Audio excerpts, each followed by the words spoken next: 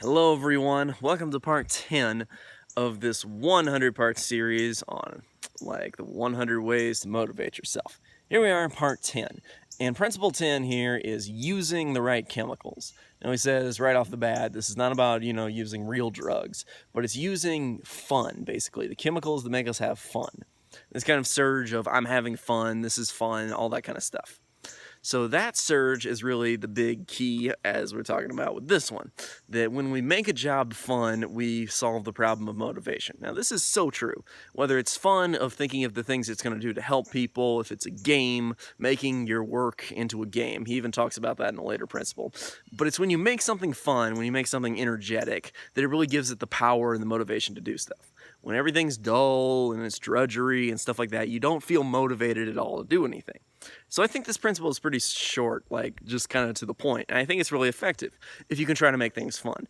But so many times people are trying to make things not fun. They're like, oh, so many teachers and professors are always going on about, oh, I'm not going to be fun with this class. It's going to be hard. This is going to be hard. See, things that are hard, people don't enjoy. But you can really learn things more from games, from having a fun component, okay?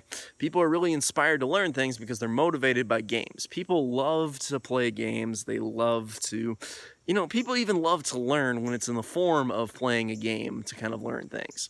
So if you can really make a lot of things into games, or you can have fun doing those things, then that makes them motivating to do. That's why so many people love to play games, like video games, for example, over doing other things with some of their time. Now, I got no problem playing video games. You know I play a lot of video games because this is a gaming channel as well. So I can say that games are fun. You can learn plenty of things from games, build up your reaction time and various things from that. And I also use them for listening to audiobooks, of course, because that's also a useful way to do things. But regardless, if you can make something fun, one thing I never found fun was studying.